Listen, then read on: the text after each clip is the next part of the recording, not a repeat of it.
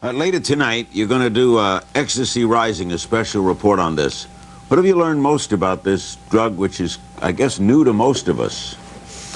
Well, you know, it's not a new drug at all, and that was the very first thing I learned. We got into this business of ecstasy because we began to have some sense this was a very difficult drug for the government's drug controllers to deal with. You know, it's right up there now with cocaine and heroin as one of the big three drugs of choice, and to watch the government try to deal with it is a fascinating exercise. Then, of course, you realize that ecstasy's been around since the early part of the century and has been used before in the 1950s and 60s by psychotherapists in California as a drug treatment for people with depression and mental difficulties, which they found very productive. And then it became wildly popular in Texas in the 1980s, and then it was criminalized by the government. So just learning the history about ecstasy has been fascinating. But I think in many ways the most interesting thing that we've learned is what happens when the government relies on bad science to try to convince people that they shouldn't take it.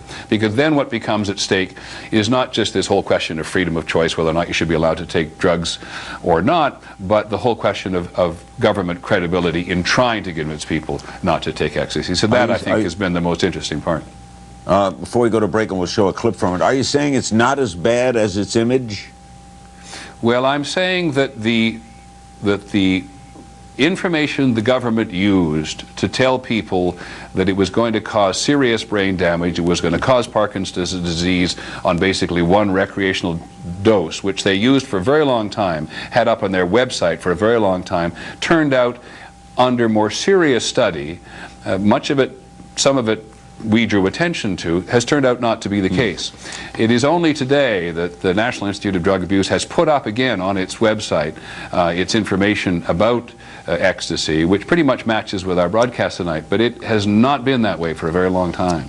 We'll go to break. We'll show you a scene from Ecstasy Rising, the Peter Jennings report later tonight on ABC, and we'll concentrate on the 3-hour special coming Monday, Jesus and Paul.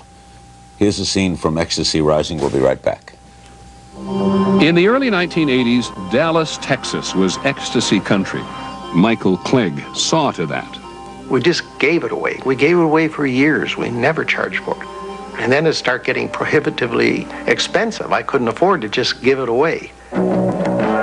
So we started selling it, and the race was on. And there was plenty of money to chase in Dallas. Oil money, real estate money, technology money. It was a boom town, and ecstasy was there to fuel the party. It was like an atom bomb exploded with this thing. It just overnight, in a matter of a year, people were talking about it everywhere.